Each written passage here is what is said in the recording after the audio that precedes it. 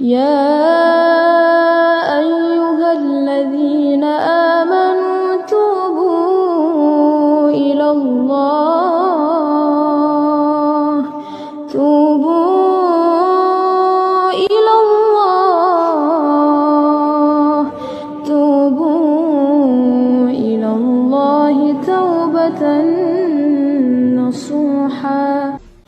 Terus al-firaqul halika, firqah yang binasa, 72 golongan, yaitu yang tidak mengikuti jalan para salaf, tidak mengikuti jalan Nabi dan para sahabatnya, tidak mengikuti Al-Quran dan Sunnah dengan pemahaman para salaf, atau menafsirkan Al-Quran dan Sunnah dengan penafsirannya sendiri, atau memberi syarat-syarat agar Al-Quran dan Sunnah bisa diterima, punya persyaratan sendiri. Kalau tidak sesuai dengan persyaratannya, dia tidak mau terima, maka dia tolak atau dia takwil atau yang lainnya. Kita bilang bahwasanya yang keluar dari manhaj ini maka dia terancam dengan termasuk dari al-firaqul halikah, golongan-golongan yang binasa. Taib. Pembahasan berikutnya, berapakah jumlah golongan yang binasa yang terancam dengan neraka jahanam? Dalam hadis sebut berapa? 72. Maka 72 ini dipersiskan oleh para ulama menjadi dua pendapat. Ada yang mengatakan 72 adalah adad al-maksud, bahwasanya jumlah itu memang yang dimaksudkan 72, tidak lebih tidak kurang, karena Rasulullah SAW mengatakan 72. Maka akan ada umat Islam 72 golongan terancam dengan neraka jahanam. Sebagian ulama mengatakan bukan maksudnya 72, tapi maksudnya banyak. Jumlahnya akan banyak. Intinya mereka menjelaskan 70 menunjukkan banyak. Kenyataannya, realitanya kalau kita mau hitung firqah-firqah, maka lebih dari 72. Ya, pecah ini, pecah ini, pecah anu banyak, lebih dari 72. Terus kenapa Nabi bilang 70? Ada yang mengatakan bahwasanya 72 maksudnya yang besar-besar, yang kecil-kecil cabang dari 72 tersebut. Paham? Sehingga mereka masih mengatakan tetap 72. Terus timbul pertanyaan lagi, 72 itu sudah lengkap atau masih belum lengkap? Kata Rasulullah SAW mengatakan akan terpecah. Apakah sekarang sudah 72 atau baru 23? Kita enggak tahu. Enggak tahu. Yang jelas ada yang mengatakan jumlah tersebut bukan dimaksudkan, tapi maksudnya adalah banyak, karena orang Arab dahulu kalau ingin menyebutkan suatu angka yang banyak, mereka mengucapkan angka 70. Mereka mengucapkan angka 70. Seperti firman Allah Subhanahu wa taala, "Istaghfir lahum aw la tastaghfir lahum, in tastaghfir lahum 70 marratan fala yaghfirullahu lahum." Kata Allah Subhanahu wa taala, kau minta ampun untuk mereka, orang munafik. Wahai Rasulullah, kau minta ampun untuk mereka, kau istighfar untuk mereka, atau kau tidak istighfar untuk mereka, meskipun kau istighfar untuk orang munafik 70 kali, Allah tidak akan ampuni mereka. 70 kali di sini maksudnya sebanyak-banyak apapun tidak akan diampuni. Sehingga angka 70 adalah mewakili jumlah yang banyak, ya. Ini adalah tradisi berbahasa Arab. Bahasa Arab dahulu mereka ingin mengungkapkan banyak, mereka mengatakan dengan angka 70. Seperti dalam hadis Rasulullah mengatakan, "Istaghfiru rabbakum wa tubu ilaih." Hendaknya kalian istighfar kepada Allah dan bertobat kepadanya. Sungguhnya aku sehari beristighfar lebih dari 70 kali. Maksudnya aku beristighfar dengan istighfar yang banyak. Buktinya dalam satu hadis ada sahabat yang menghitung istighfarnya Nabi, sekali Nabi duduk 100 kali. Sekali Nabi bermajelis, Nabi istighfar berapa? 100 kali. Sehingga ini menguatkan bahwasanya maksud 70 adalah jumlah yang banyak. Taib. Ala kulli hal, yang penting bagi kita adalah ciri-ciri firqah yang selamat. Itu yang penting. Kita enggak urus dengan firqah-firqah yang tidak selamat. Firqah yang selamat cirinya mengikuti jalan Al-Quran dan Sunnah sesuai dengan pemahaman para sahabat. Taib. Pembahasan berikutnya, apa yang dimaksud dengan finnar, di neraka? Apakah maksudnya adalah kafir? Jawabannya tidak. Tidak dimaksud finnar di sini adalah kafir, tapi ini adalah hadis ancaman. Hadis ancaman bahwasanya siapa yang bergabung dengan pemahaman di luar pemahaman para sahabat, maka dia terancam dengan neraka. Dia terancam dengan neraka. Ini seperti hadis-hadis yang lain, seperti ayat-ayat yang lain yang bicara tentang ancaman neraka. Contoh firman Allah Subhanahu wa taala,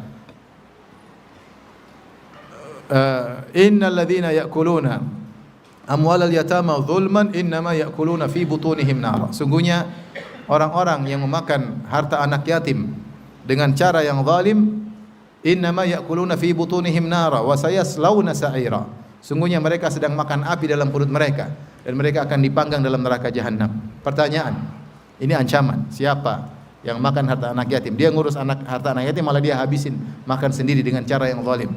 Kata Allah, innama ya'kuluna fi butunihim nar. Sungguhnya mereka memakan api dalam perut mereka. Wa sayaslawna sa'ira, dan mereka akan dibakar dalam neraka jahanam. Pertanyaan, kalau ada orang makan harta anak yatim dengan cara zalim, apakah dia pasti masuk neraka?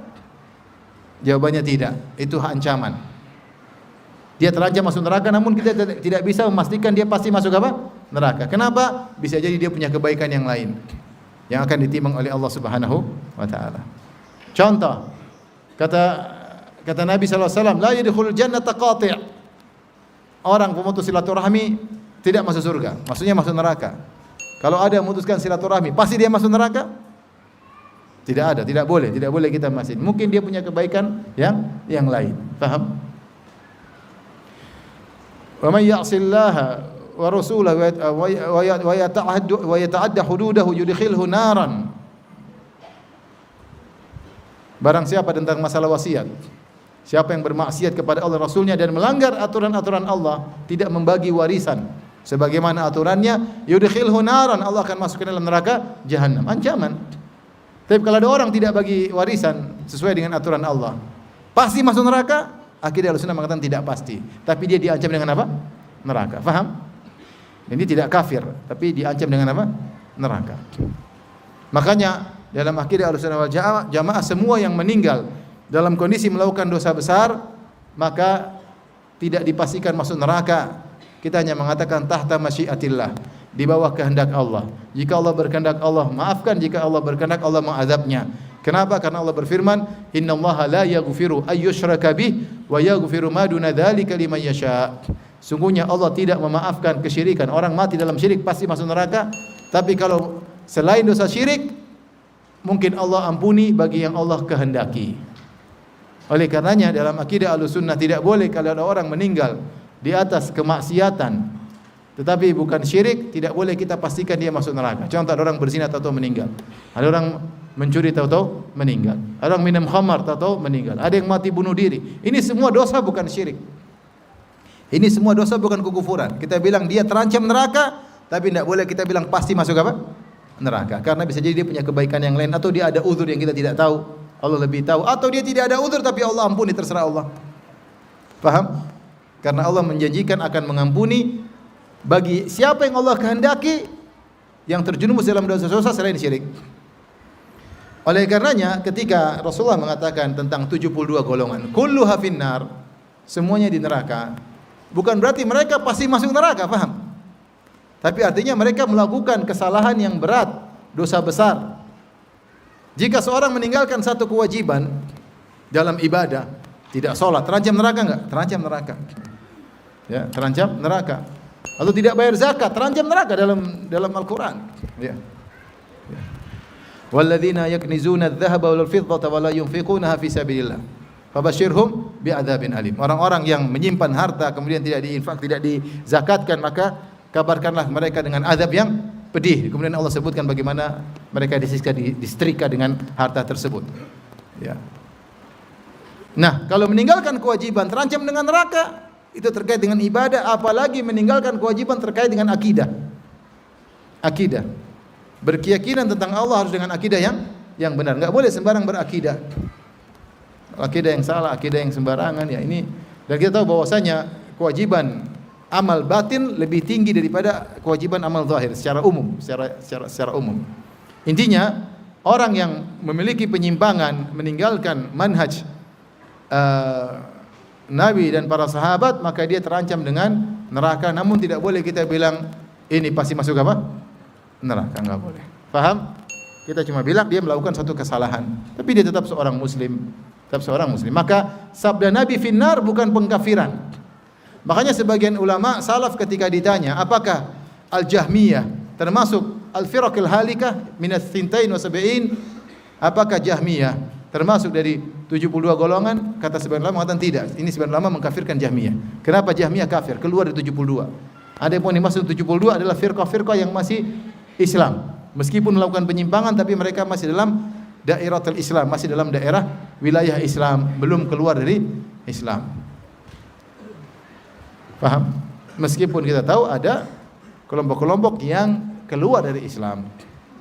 Tapi kata mereka, ketika mereka membahas tentang firqah-firqah, mereka menyatakan yang dimaksud adalah firqah-firqah masih Islamiyah, masih Islam meskipun terjerumus dalam kesalahan yang fatal, namun belum kafir. Namun belum kafir. Tentunya ada golongan-golongan firqah yang kafir, akan kita singgung nanti insyaallah taala.